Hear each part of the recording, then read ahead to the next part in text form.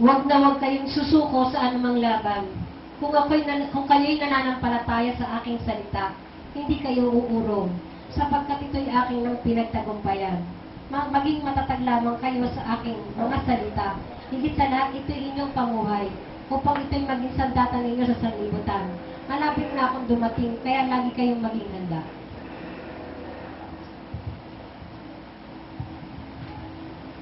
Mga anak, kaya't matapat kayong maglingkod, at matapat din kayong maglingkod sa bawat isa sa inyo, at panatilihin ninyo ang inyong puso ay malinis, upang makamit ninyo lagi ang kapayapaan. Good morning mga kapatid. Kung kayo mapagmasid, siguro marunong naman kayong tumingin kapag uulan, di ba? Nakita mo, nagkukulay itim ang ulap. Ulimlim, di ba? Uulan.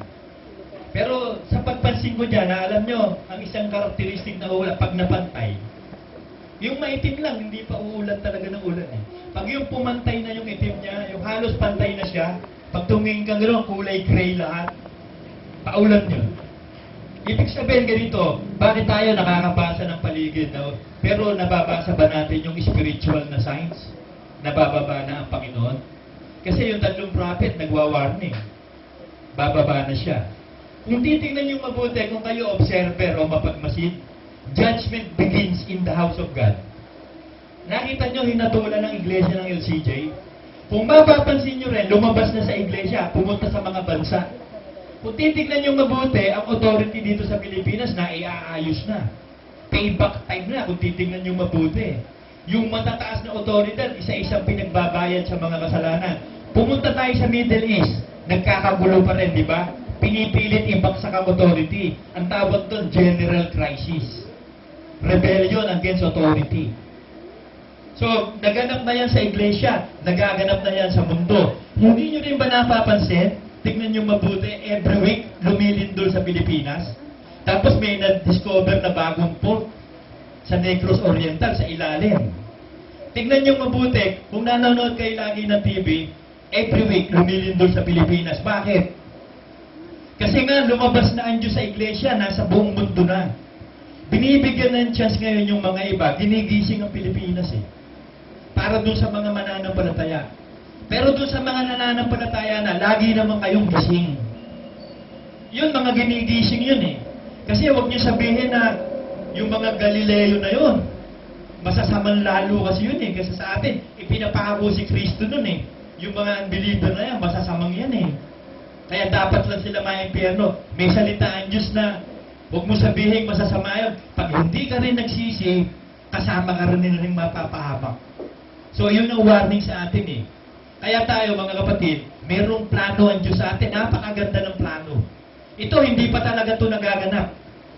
Yung seek ye first the kingdom of God and His righteousness, and everything else shall be added unto thee.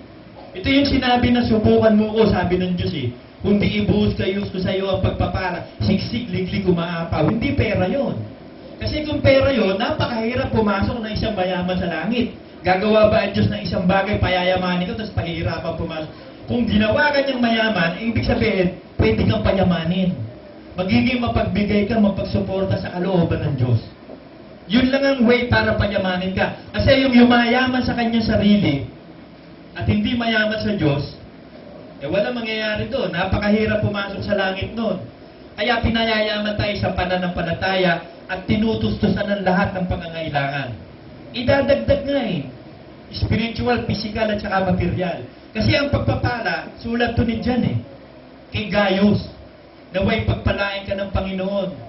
Katulad ng pagginhawa ng iyong kaluluwa at pasaganain ka sa lahat ng bagay. So, spiritual, physical, material. Yun ang kasaganaang ibinibigay ng Diyos sa atin. Ngayon, sino yung pasasaganain na yun? Yun ang tanong eh. Sino ba yun? So, may sinabi si Jesus Christ dyan eh, doon sa mga Hudyong mananampalataya. Sabi niya, kung tunay nga kayong sumasampalataya, kayo'y mananatili sa aking salita. Tunay na kayo'y mga alagad ko. So, sino ngayon yung mga alagad? Yun yung tagasunod ni Kristo. Kasi sabi ng Panginoon sa mga apostol eh, gawin ninyo silang mga alagad. So, gagawin tayong alagad. So, ang tanong doon, alagad ka na ba? Ano ba ibig sabihin ng alagad? Disciples. Ano ba yung disciples na disiplina na? Naturuan na, disiplina na. May finest, works. Pinis na kung kumilos. Ibig sabihin, naturuan na ng mga good manners and right conduct. Naturuan na ng lahat ng bagay na kalooban ng Diyos. Sa totoo lang, alam nyo, nang mailagay na ni Brother Manny ang lahat ng dekreto sa iglesia, tapos na pagtuturo. Paikot-ikot na lang tayo sa ilang. Pero kita mo, yung iba nagsasawa. Kung titingnan nyo mabuti, bakit pinatatagal ng Diyos? Kailangan tumagal. Paano malalaman kung sino yung makakatapos? Kung sino patatagalin? Pero kita mo, alam nyo ba kung sino unang hiningal? Lawit ang dila. Si Satanas. Si Lucifer. Yun yung nang hinawa agad. Noong una, napakabuti nun perfect Perfect in beauty, full of wisdom, pero nang pumasok na sa puso niya ng pagmamalaki, ang kasamaan, ayun, lumaban na sa Diyos. At nagpatuloy na lumaban. Hanggang sa nakahakot siya ng mga alipores, at ang plano niya, kung malapit na ang araw niya, magdadamay siya. Siyempre, yung limitado na yun Ano gagawin nun? Pupunta siya sa impyerno, di magdadamay siya. Ba't ka naman papayag na madamay sa kagaguhan niya? Kasama na nga niya ang Diyos, nasa langit Nagpabaksak pa. Hindi naman talagang hangal ito. Hindi natututo. Tayo ba natututo? Yun ang tanong Ikaw ba tunay na alagad na? Ikaw ba talaga tunay na pagpapalain ng Diyos? Bakit ka ba tinawag ng Diyos? Tinawag ka ng Diyos para maligtas. Yun ang layunin ng pananampalataya. Walang ibang layunin. Hindi pagpapayaman. Kaligtasan ng kaluluwa. Huwag kang aalis doon sa purpose o doon sa objective mo. Yun yung objective mo. Pag umalis ka sa objective mo, liliko ka sa kanan o kaya sa kaliwa, hindi diretso. Kaya sabi, huwag kayong liliko sa kanan o kaliwa, kundi straight ahead. Press on to perfection. Kasi ang layunin, kaligtasan ng kaluluwa dahil yun ang pagpapala. Kasi pag hindi naligtas ang kaluluwa mo, nakasumpa ka, sa impyerno ka. Kasama ka nung nasumpa. O sumunod, yung panahon ng mga propeta, sino hindi nakatagal? Si Balaam. Mukhang pera Kasi mo gusto isang bahay na ginto, hindi pinatay siya ng Israel. O nung panahon ni na Pablo, o hindi, nung panahon muna ng apostol, si Judas. Hindi tumagal, nagpikti tuloy O panahon na ng mga propeta, sino hindi tumagal? Si Demas. Tumakbo sa sanlibutan, iniwan si Pablo. O nung panahon ng iglesia ngayon sa atin, panahon ng Espiritu Santo, ang dami na nakbo. Ang dami tumalikod, di ba? O ngayon, inaayos ang iglesia. Tayong nalalabi. Sana mga alagad talaga tayo. Pero checkin nyo sarili nyo. Baka mamaya hindi ka alagad. Baka alagad ka ni Kalantsaw. Hindi ka alagad ni Kristo. Kasi kailangan i-prove mo I-prove mo lahat ng bagay. Patunayan mo sa sarili mo na isa ka doon. Sa maliligtas. Kasi alam nyo, kung naghahanap ka ng buhay, natagpuan mo na ba talaga kung ano gusto mo? Kasi yan ang tanong natagpuan mo na ba talaga? Ano ba talaga gusto mo?